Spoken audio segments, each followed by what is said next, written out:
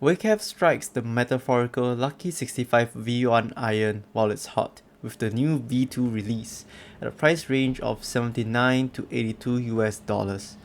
Following its predecessor's footsteps, the version 2 aims to offer great value for both regular customers and also those in the enthusiast space, with a lot to offer at the price point, such as wireless tri-mode connectivity with a 3750 mAh battery, a gasket mount, a fancy weight, and of course the popular foamy sound signature, all in a pretty hefty 1.2 kilo aluminium case. For the price, you receive the bare minimum of accessories, such as the dust cover, switch keycap puller, and a basic rubber USB-C cable. I'm already bored with the accessories, so let's just move on. With the Lucky65 V2 on hand, you'll notice that the design is exactly the same as the version 1. You get the same angled sides for a more three-dimensional look. What's different is the bottom case, which pays homage to the QK80 V1 ice crystal weight and its rubber design. The Lucky65 V2 weight is just aluminium, but for the price it's fine. The finishing does not look cheap, and the light play it has is enough to fool some into thinking the board is more expensive than its price tag would suggest. I personally like this as it gives a bit more bling to the board, attracting those who want that high-end custom flashiness without breaking the bank. The bottom weight is where all the magic happens as well. The middle 4-leaf clover badge acts as a cover, concealing a slot for the wireless 2.4 GHz dongle. While I think it's clever for a groove to be designed with the slot so you can dig your fingers in the badge to pick it up easily, from a design perspective, I do wish to see alternate badge colors offered by Waycave for a bit more color and personality. Speaking of the 2.4 GHz dongle, the connectivity is as what you expect in all three modes. It works just fine. Day-to-day usage, you're not gonna encounter any or much problems. My Lucky65 version 2 unit is configured with the SiliWorks KTT Hyacinth switches, paired with a set of decently tuned plate mount stabilizers and some generic side shine through gradient cherry profile PBT keycaps. With the full foam package pre-installed, containing Porum plate foam, P foam, PET sheet, and some weird sponge-like case foam, it sounds just like how you would expect it to be. Foamy.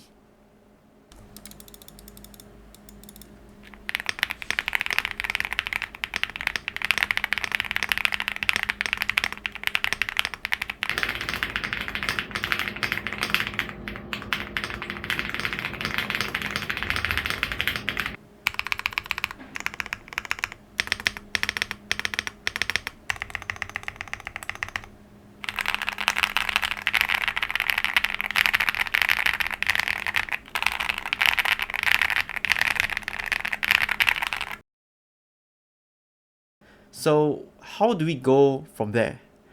If you're just here to get a one and done keyboard without spending too much, then my conclusion for the Lucky65 V2 is that it's good enough for the price. It should be able to satisfy you for years to come. However, for the enthusiast crowd, that's where things start to get a little bit more nitpicky. Unlike the Lucky65 V1, the V2 uses ball catch latches instead of traditional case screws. This allows for quicker disassembly and reassembly of the keyboard, which should satisfy that rebuilding itch that most enthusiasts have. The ball catch is strong enough to support the weight of 1.2 kilos while ensuring light enough force is needed to open the case. Now this is where I start to have some issues. While sure it's stuffed with all the foamy goodness, the case foam itself does somewhat nullify whatever benefits the gasket sock mount has, effectively turning it into a stack mount. It also makes the gasket socks difficult to align to the already shallow gasket grooves on the Lucky65 V2 during rebuilds, so that's something to keep in mind when you're rebuilding the board. I would recommend removing the case foam to improve gasket alignment and maximize the gasket's effectiveness. The PET sheet and PE foams have cutouts that I'd like to see as well. They're round, they're big, they're easy to install switches with. I had not much issues with bent pins, in fact there's zero, during my reviews with the Lucky65 V2. For comparison, I have reviewed the Lucky65 V2 with just plate foam just because the PCB is a 1.2mm per key flex cut PCB with very basic key mapping functions from the third-party software. I won't be reviewing it foamless and then complaining it's thin and it lacks fullness, because at this point, this is a low-hanging fruit for saying, haha, flex cut bad, and the board itself isn't even designed for foamless performance in the first place. It'll be a different story if it was advertised as being great in foamless configurations. Anyways, here's how it sounds.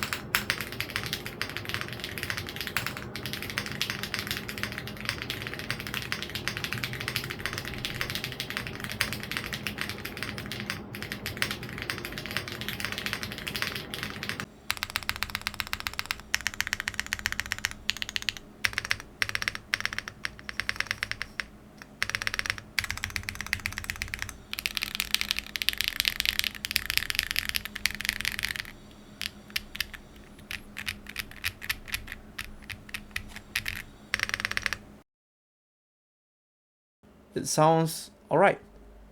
Gentle to the ears while bringing back some pop to the spacebar, although slightly more hollow in sound. Interestingly enough, the top case exhibits ping in this configuration, although the ping does not transfer to the sound it produces.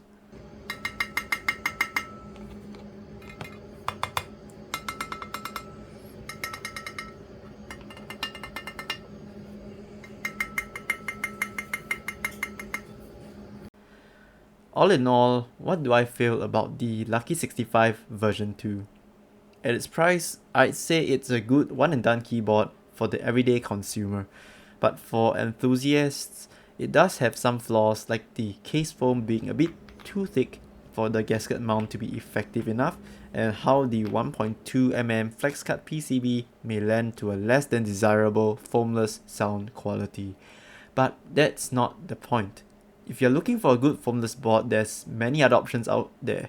You'd definitely look elsewhere besides this Lucky65 V2. The Lucky65 V2 itself does excel at what it is designed for, which is foamy sound signature that appeals to beginners, and the ball catch design that encourages tinkering to try out different switches for the desired sound and typing feel. And yes, I believe you can actually hear minute differences in sound between different switches in a fully foamed up configuration. You just need to hear for it specifically and know what you're hearing for, and also with a proper reference point. It's really impressive to see how you could get something like a Lucky65 V2 for cheap, when 3 years ago all we had was the likes of a GK68X, and that was a lot more expensive, just for the bare bones. If you like this style of content, be sure to hit the like button and subscribe for more. Thanks for watching, and I'll see you in the next one. Cheers!